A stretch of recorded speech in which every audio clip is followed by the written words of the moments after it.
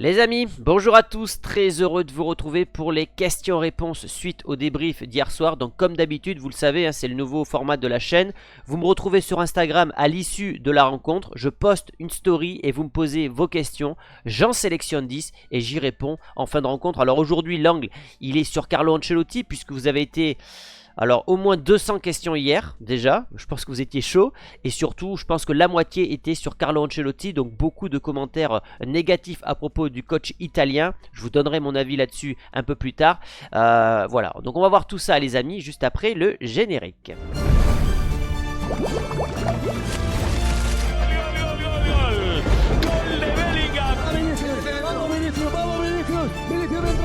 Tranquilo.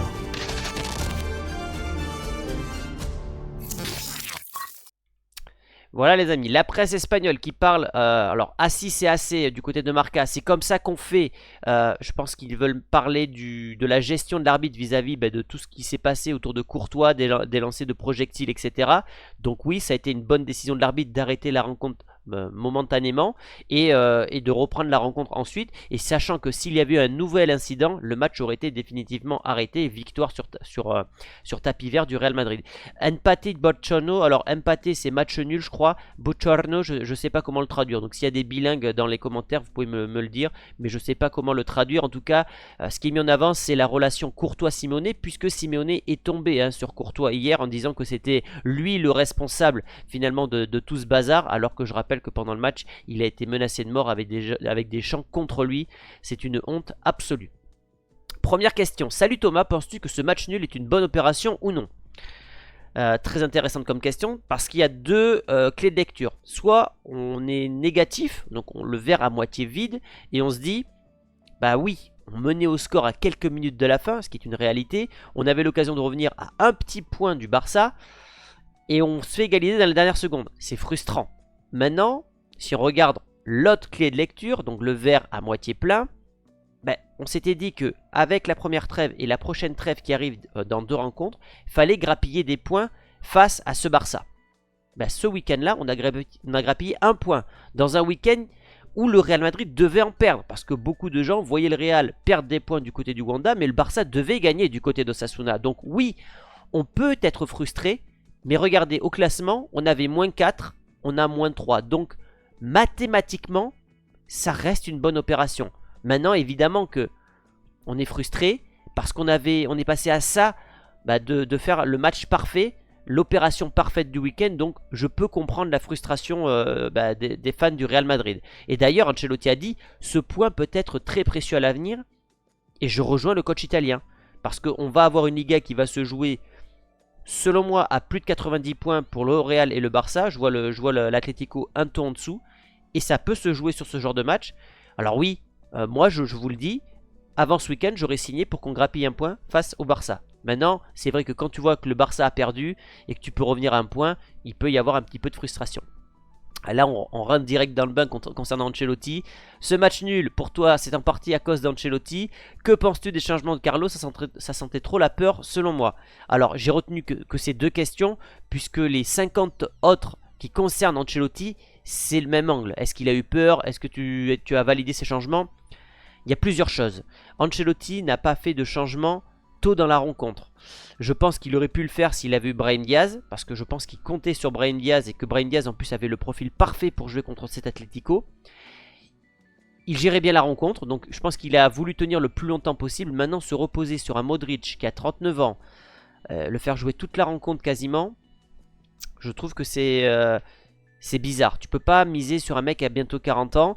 Évidemment que ces changements défensifs nous ont coûté la victoire, parce que selon moi la meilleure défense c'est l'attaque, et quand tu recules, tu donnes l'occasion à l'adversaire de se créer des occasions. Alors qu'en continuant d'attaquer, certes tu peux te faire avoir par des contre-attaques, mais c'est toi qui as la main mise sur la rencontre. Et je pense que ça a été une erreur de gestion d'Ancelotti. D'ailleurs Ancelotti, à chaque fois, contre le Barça ou contre l'Atlético, il panique, il fait pas des bons choix. Et on regardera ses stats, mais elles sont pas très bonnes ces stats contre l'Atlético. Maintenant, je vois des gens qui demandent sa démission.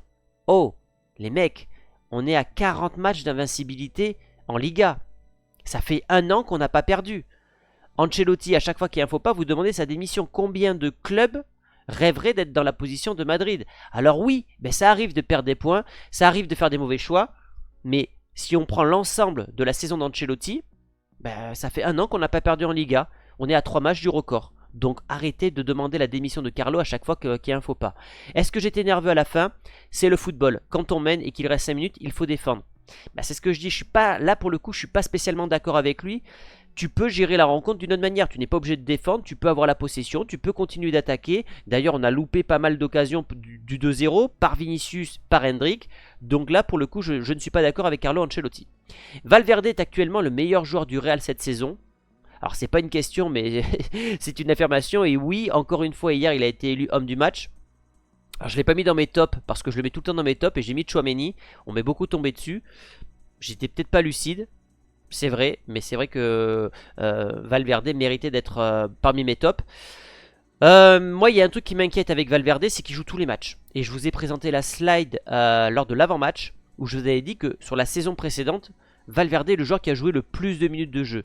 Sachant que c'est un profil qui est très énergivore, je pense qu'on a besoin d'avoir une gestion avec Valverde. Parce que si demain il se pète, je peux vous dire qu'on n'a pas d'autre profil concernant l'Uruguayen et qu'on va morfler comme jamais. Donc, ouais, attention à Valverde. Oui, c'est le meilleur joueur du Real cette saison, en tout cas dans la régularité. C'est un exemple à suivre.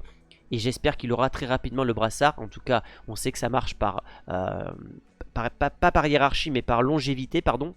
Et j'espère qu'il aura rapidement parce que bah, c'est un exemple pour tous. On a eu 6 défenseurs, on encaisse un but, c'est la honte. Ouais, bon, on a terminé comme ça hier. J'ai trouvé le schéma sur internet, on a joué comme ça. 2 latéraux quasiment, enfin 4 centraux, Mendy, Rudiger, Militao, Carvajal. 2 latéraux, Lucas et Fran Garcia. Bellingham, Tchouaméni, Valverde, Hendrick. On n'aurait pas dû jouer comme ça, je pense qu'on aurait dû garder un Vinicius ou un Rodrigo pour jouer avec Hendrick et justement profiter des contre-attaques parce qu'on savait que l'Atlético allait se lancer à l'attaque en fin de rencontre. On avait parlé également, et ça je vous l'avais dit dans l'avant-match, du fait qu'ils égalisent souvent en fin de rencontre, enfin qu'ils marquent souvent en fin de rencontre. Ils ont une espèce de fenêtre de tir où ils sont assez efficaces. Et on est tombé en plein dedans. Donc ouais, beaucoup de regrets et je suis d'accord avec toi. Je pense que c'est pas la honte, mais je pense que Carlo a eu une certaine peur et il a voulu vraiment gérer le score. Et quand tu veux gérer un score, généralement, ça te retombe dessus. Il y a plein d'exemples qui vont dans ce sens-là. Pourquoi Modric et pas Camavinga? Bonne question, Momo. C'est vrai. Moi, je pensais que Camavinga jouerait une demi-heure. Alors déjà, la compo, je l'avais à 100% juste. Je vous avais dit, Camavinga débutera pas. C'est un match qui est trop physique, trop d'intensité. Il revient d'une longue blessure. Ancelotti ne peut pas le mettre titulaire, sinon il y aura un risque de rechute. Je pense que ce risque de rechute était vraiment présent encore hier et qu'il n'a voulu prendre aucun risque avec le Français parce qu'il compte véritablement sur lui. Il veut prendre le temps de le faire jouer et je ne serais pas surpris qu'il joue soit titulaire, soit une demi-heure contre Lille en Ligue des Champions pour le faire revenir petit à petit. Et je pense même qu'il va jouer une demi-heure contre Lille, qui sera titulaire contre Villarreal et ensuite il y aura la trêve internationale. Et en espérant qu'il ne soit pas convoqué par Deschamps pour pas qu'il se pète avec l'équipe de France. Mais oui, il y a une gestion qui est un peu bizarre. Alors, on peut dire Arda Güler aussi. Quand tu as un banc de touche comme ça et que tu fais jouer Modric 39 ans, Modric je ne l'ai pas trouvé lucide à tous les moments. Alors oui, il a réussi toutes ses passes hier. Très bien, mais ce n'est plus l'organisateur, ce n'est plus le métronome comme c'était par le passé, et tu peux pas, comment dirais-je, miser sur des Kroos et des Modric ad vitam aeternam. Tu dois faire confiance à la nouvelle génération, et dans un match aussi important, alors c'est bien pour Modric parce que ça prouve que le coach compte encore sur lui, mais maintenant à 39 ans, tu dois aussi compter sur Arda Güler, tu dois aussi compter sur un Camavinga, et je pense que le partage de temps hier aurait été selon moi une meilleure option. Courtois est blessé. Alors c'est ce que nous dit visiblement Ancelotti. Il a un problème musculaire, il sera évalué demain. Ça je vous l'ai dit hier lors du débrief. Sur le but qu'encaisse le Real, Courtois ne se couche pas avec une rapidité comme il a d'habitude parce qu'il est blessé. Je l'ai vu grimacer à plusieurs reprises. Et peut-être qu'il aurait fallu, pareil, sortir Courtois, faire entrer Lunin. À chaque fois qu'il sautait, qu'il s'appuyait sur ses jambes, il faisait la grimace. On sentait qu'il y avait une véritable douleur. Si c'est une blessure musculaire, on peut dire que c'est 3 à 4 semaines encore pour Courtois. Heureusement, on a Lunin derrière. Ça tombe bien finalement pour la gestion des gardiens, puisque Lunin a prolongé de 4 ans. Il a envie de jouer. Donc, on sait qu'on a un super portier derrière.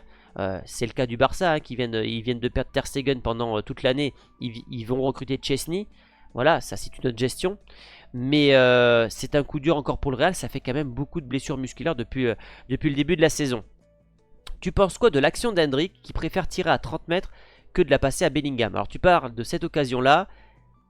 Et oui, c'est une mauvaise gestion. La dernière fois, il arrive à marquer alors qu'il a Vinicius et Mbappé. J'en ai encore parlé hier dans le débrief. Tant mieux, ça prouve qu'il a beaucoup de courage, qu'il a un gros tempérament. Maintenant, il ne peut pas réussir à chaque coup. Marquer de très loin comme ça, c'est rare. Elle n'est pas passée loin, la balle. Alors, j'ai pas mis le ballon, mais elle passe à ras du poteau.